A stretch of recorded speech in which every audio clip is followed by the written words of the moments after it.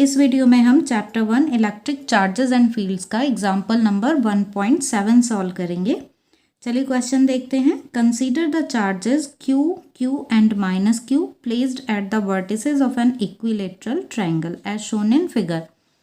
बच्चों यहाँ हमें फिगर में एक इक्विलेटरल ट्रायंगल ABC गिवन है, साइड L है इसकी, और इसके वर्टिसेस ABC पर चार्जेस Q, Q और माइनस Q रखे हुए हैं। क्या फाइंड करना है? What is the force on each charge. हमें हर एक चार्ज पर फोर्स फाइंड करना है due to the rest of two charges, कि यहाँ Q1 पर ये Q2, Q3 कितना फोर्स लगा रहे हैं, Q2 पर Q1, Q3 कितना फोर्स लगा रहे हैं, और Q3 पर ये Q1, Q2 कितना फोर्स लगा रहे हैं, ये फाइंड करना है हमें। तो चलिए देखते हैं इसका सॉल्यूशन। बच्चों यहाँ पर हमने ये ट्रायंगल ड्रॉ कर लिया है ऑफ साइड L, और ये चार्जेस रखे हुए हैं। यहाँ A पॉइंट पर चार्ज है Q, और इधर B पर चार्ज रखा हुआ है Q, और C पर चार्ज रखा हुआ है माइनस Q। तो Q1 is equal to Q, Q2 is equal to Q and Q3 is equal to minus Q, ये हमें गिवन है। अब हम यहाँ पर फोर्सेस की डायरेक्शन जो है वो ड्रॉ कर लेते हैं कि Q1 पर Q2 और Q3 किस तरीके से फोर्स अप्लाई करेंगे, वो देख लेते हैं हम।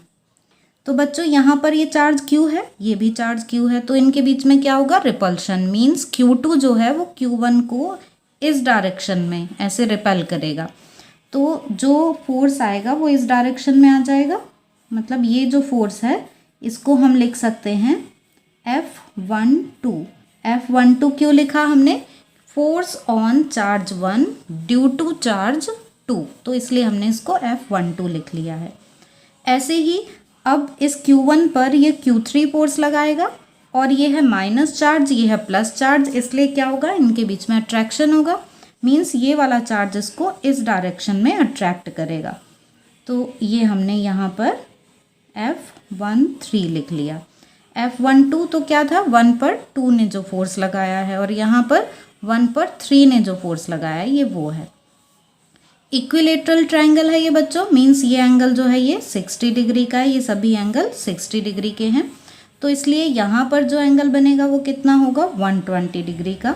तो इस तरीके से हम F12 और F13 का रिजल्टेंट भी फाइंड कर सकते हैं।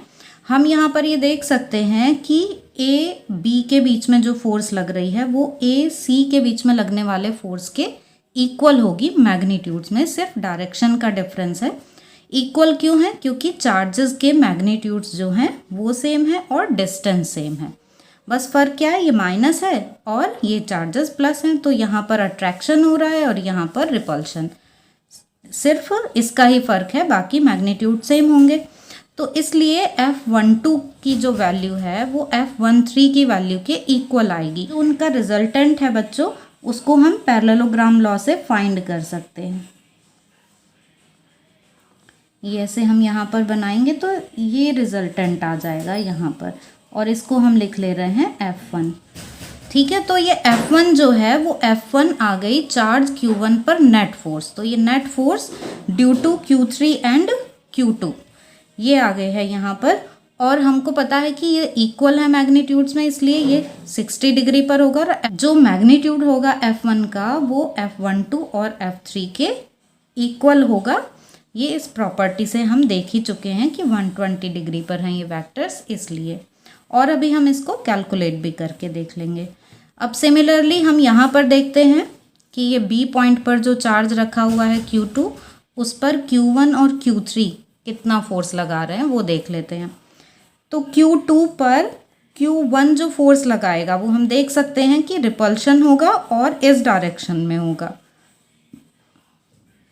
तो ये इस डायरेक्शन में यहाँ पर F21 आ गया। F21 मतलब force on charge 2 due to charge 1, तो ये हो गया F21। इसी तरीके से यहाँ पर क्या होगा? अट्रैक्शन, तो ये अट्रैक्शन के लिए इस डायरेक्शन में फोर्स हो गया। अब इसको भी हम ऐसे ही पैरेललोग्राम लॉ से देख सकते हैं कि रिजल्टेंट इसका इस तरह से आ जाएगा।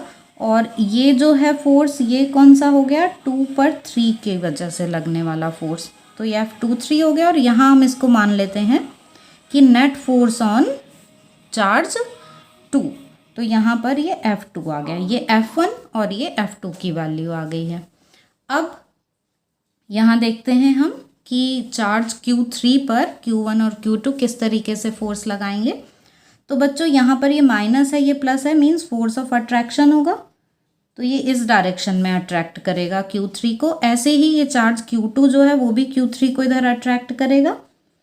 तो ये इस तरह से अट्रैक्शन की डायरेक्शन हो गई कि ये फोर्स लग रहे हैं। अब हम यहाँ पर भी ऐसे ही पैरेललोग्राम लॉ से ये रिजल्टेंट देख सकते हैं कि ये जो हमारा यहाँ पर फोर्स आएगा ये हो गया F3, और इनको हम क्या लिख लें, F, ये 3 पर लग रहा है फोर्स ड्यू टू 2, और यहाँ पर ये 3 पर फोर्स लग रहा है ड्यू टू 1। तो इस तरीके से हमने ये सारे फोर्सेस जो हैं वो ड्रॉ कर लिए हैं।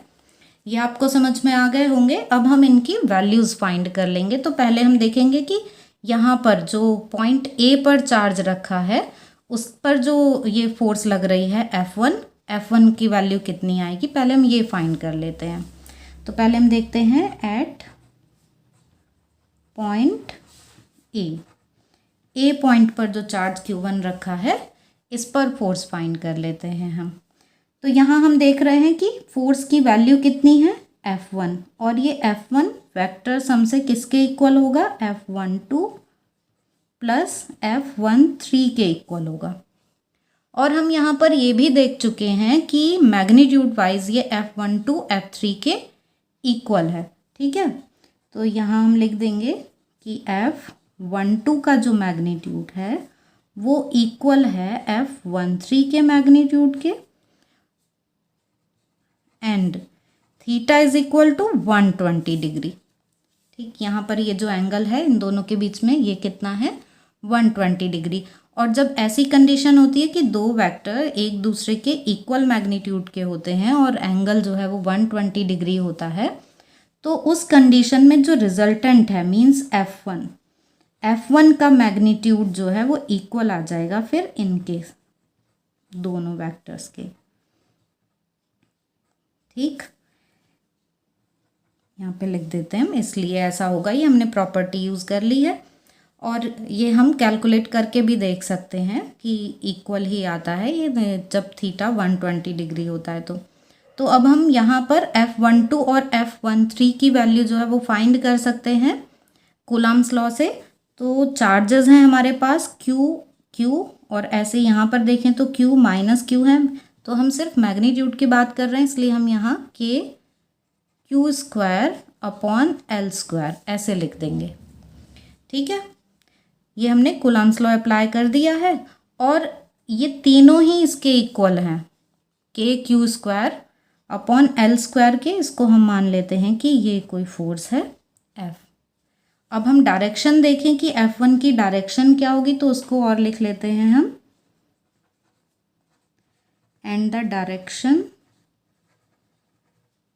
ऑफ F1 वेक्टर की डायरेक्शन क्या होगी, इज अलोंग, यहाँ हम ये इससे देखते हैं डायग्राम से, जिस डायरेक्शन में ये वेक्टर है ये F23 वही डायरेक्शन इसकी है, तो हम ये कह सकते हैं कि अलोंग BC ये डायरेक्शन है इसकी। तो F1 की डायरेक्शन अलोंग BC ये हो गई। ये हमने पॉइंट A पर जो फोर्स लग रहा है यहाँ चार्ज Q1 पर जो फोर्स है F1, उसके लिए ये हमने वैल्यू निकाल ली है कि मैग्नीट्यूड कितना होगा F1 का, F होगा, और डायरेक्शन होगी BC। अब हम ऐसे ही पॉइंट B के लिए देख लेते हैं।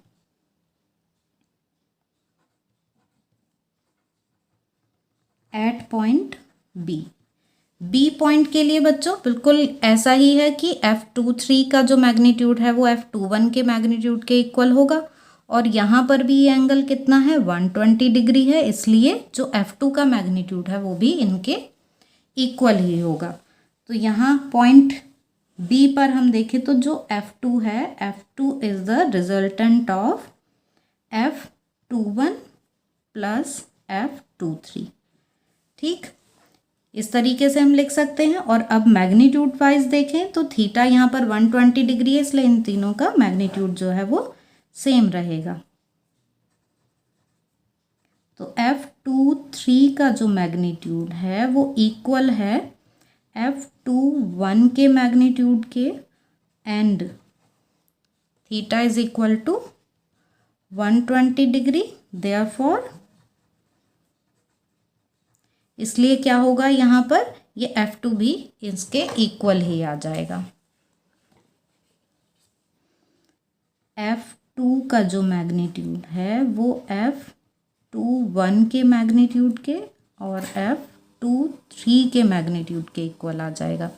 और ये वैल्यू कितनी होगी, KQ²/L² ही होगी। F21 या F23 आप कोई भी वैल्यू देखें तो F23 अगर हम देखें तो यहाँ पर क्या है, चार्जेस, ये भी चार्ज जो है ये Q है और ये भी चार्ज Q है, ऐसे ही यहाँ पर QQ चार्जेस हैं। तो हम सिर्फ मैग्नीट्यूड की बात कर रहे हैं तो हम माइनस को यहाँ पर नहीं लिखेंगे। तो ये वैल्यू आ गई और ये वैल्यू हमने किसके इक्वल मानी है, F के इक्वल। मीन्स जो F2 का मैग्नीट्यूड है वो भी F आ गया। तो F1 का मैग्नीट्यूड और F2 का मैग्नीट्यूड ये दोनों सेम आ गए हैं।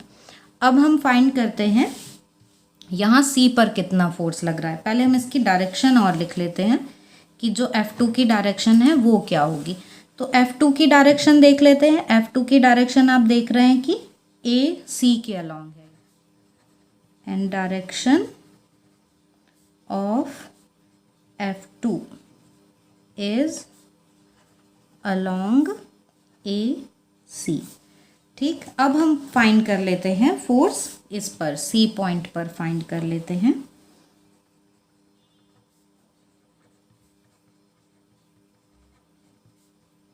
अब C पॉइंट के लिए देख रहे हैं हम कि यहाँ पर जो फोर्सेस हैं F31, F32 और नेट फोर्स कितनी है, F3। तो जो F3 की वैल्यू है वो किसके इक्वल आ जाएगी, F31 प्लस F32 के इक्वल। ठीक, अब यहाँ मैग्नीट्यूड जो है वो सेम नहीं होंगे क्योंकि एंगल जो है वो कितना है इसमें, 60 डिग्री का है। ये एंगल 120 डिग्री नहीं है, ये 60 डिग्री। तो इसको हम कैलकुलेट कर लेंगे।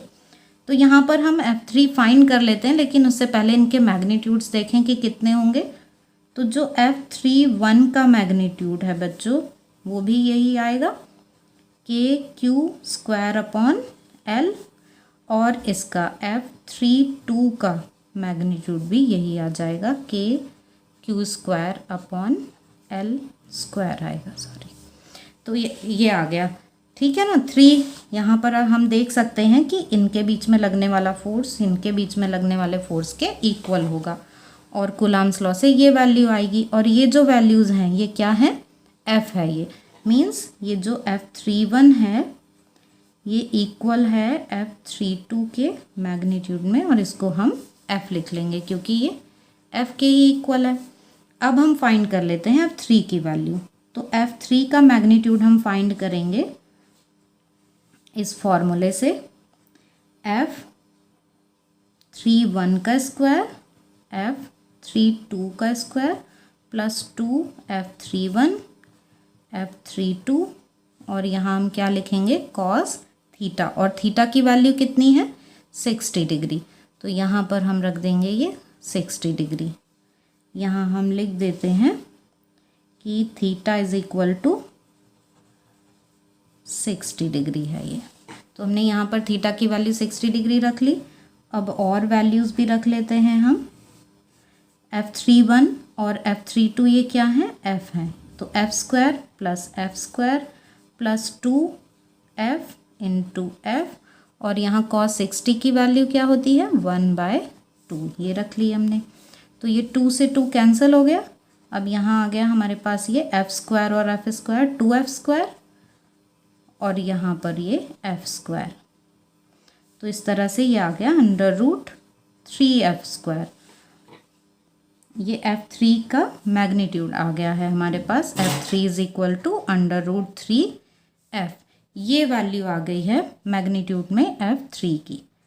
ठीक है, तो F3 का जो मैग्नीट्यूड है वो आ गया √3F। अब हमने सारी वैल्यूज़ जो हैं फोर्स के लिए फाइंड कर ली हैं कि F1 is equal to F2, और ये वैल्यू है F, लेकिन जो F3 की वैल्यू है वो है √3F। 3f, रूट 3 टाइम्स हो जाती है इनके। इसको हम यहाँ पर लिख देते हैं कि जो f1 का मैग्नीट्यूड है वही मैग्नीट्यूड है f2 का, और ये है f के इक्वल, और जो f3 का मैग्नीट्यूड है वो किसके इक्वल है, रूट 3f के। यहाँ से देख सकते हैं हम कि f3 की डायरेक्शन क्या होगी, एंगल C को ये इक्वली डिवाइड कर रहा है, means bisector of angle C, ये डायरेक्शन होगी f3 की। तो यहाँ पर हम लिख देते हैं direction of f3 is along bisector of angle C, ये एंगल C के बाइसेक्टर की डायरेक्शन। बच्चों यहाँ बुक में एक लाइन लिखी हुई है सॉल्यूशन में, it is interesting to see that the sum of forces on the 3 charges is 0, that is f1 plus f2 plus f3 is equal to 0। तो हम इसको और समझ लेते हैं। यहाँ हम फिगर में देख सकते हैं कि ये f1 है, ये f2 है और ये f3 है। तो हमें गिवन है कि f1 plus f2 plus f3, ये जो सम है इनका वो 0 है। तो इसको देख लेते हैं हम। ये फोर्सेस हम यहाँ से देखकर अलग से ड्रॉ कर लेते हैं। तो हम ये देख रहे हैं कि जो f1 है वो है अलोंग BC, तो हम यहाँ पर ये ड्रॉ कर लेते हैं f1 को BC के अलोंग, ठीक है। और मैग्नीट्यूड वाइज ये जो f1 है वो हमें पता है कि f2 के इक्वल है, तो ये हमने BC के अलोंग ड्रॉ कर लिया है। ऐसे ही f2 जो है वो AB के अलोंग है, तो यहाँ पर हमने ये ड्रॉ कर लिया है f2, और ये AB के अलोंग है इस तरीके से। अब ये जो f3 है बच्चों, f3 इस डायरेक्शन में है ऐसे, ये है f3। तो अब हमें यहाँ पर ये शो करना है कि जो f1 plus f2 plus f3, इनका जो ये वेक्टर सम है वो 0 आता है। तो वो किस तरीके से आता है वो देख लेते हैं। पहले हम इन दोनों का रिजल्टेंट फाइंड करते हैं। तो इनका रिजल्टेंट हम ऐसे ही पैरेललोग्राम लॉ से फाइंड करेंगे। तो ये जो यहाँ पर आएगा ये आ जाएगा F12, हम इसको बोल सकते हैं 1 और 2 का रिजल्टेंट है, तो F12 बोल दे रहे हैं।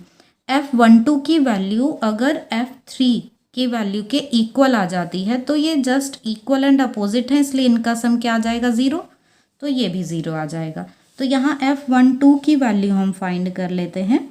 तो F12 की वैल्यू फाइंड करने के लिए ये हमें पता है कि यहाँ पर ये जो एंगल बन रहा है वो हम देखें कि इन दोनों के बीच में कितना एंगल बनेगा, 60 डिग्री का एंगल बनेगा ना, क्योंकि ये इस डायरेक्शन में है और ये वाला फोर्स यहाँ इस डायरेक्शन में, तो ये एंगल कितना है 60 डिग्री, तो ये भी एंगल 60 डिग्री हो गया। तो हम इस तरीके से जो F12 है उसका मैग्नीट्यूड फाइंड कर लेते हैं। ये हो जाएगा f1 square plus f2 square plus 2f1 f2 cos 60 degree. अब हमें पता है कि मैग्नीट्यूड में f1 f2 जो है वो इक्वल हैं, f के इक्वल हैं, ये अभी हम सॉल्व कर चुके हैं। तो हम यहाँ पर लिख देंगे f square plus f square, यहाँ पर क्या आ जाएगा, ये भी f स्क्वायर आ जाएगा 2f स्क्वायर, और ये cos 60 की वैल्यू 1/2। और इस तरह से ये जो वैल्यू है 2f स्क्वायर और f square under root 3f square आ जाएगी, मीन्स रूट 3f, ये F12 जो है उसका मैग्नीट्यूड आ गया। F12 का मैग्नीट्यूड ये आ गया, और F3 का मैग्नीट्यूड हम फाइंड कर चुके हैं कि ये रूट 3f है ही, और ये हमने अभी कैलकुलेट कर लिया कि ये भी रूट 3f है। अब ये जो F12 और F3 ये कैसे हैं, अपोजिट डायरेक्शन में है, मीन्स 180 डिग्री पर हैं ये। तो ये वेक्टर जो हो गया F12 and F3 are opposite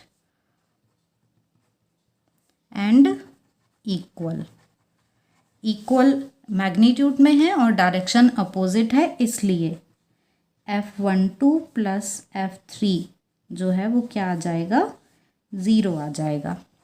और यहाँ हम F12 की वैल्यू रख दें। F12 जो है वो किसका रिजल्टेंट है, F1 और F2 का, तो F1 प्लस F2 ये वैल्यू हो गई F12 की, और ये है F3, तो इस तरह से ये आ गया 0। तो हमने देख लिया कि इस कंडीशन में ये जो रिजल्टेंट आ रहे हैं F1, F2 और F3, इनका सम 0 आ जाता है, ये जो लास्ट में लिखा हुआ था एग्जाम्पल में वो भी यहाँ पर हमने ये समझ लिया है। तो बच्चों आई होप कि आपको ये एग्जाम्पल समझ में आ गया होगा। फिर भी आपके कोई डाउट्स हों तो आप कमेंट सेक्शन में पूछ सकते हैं।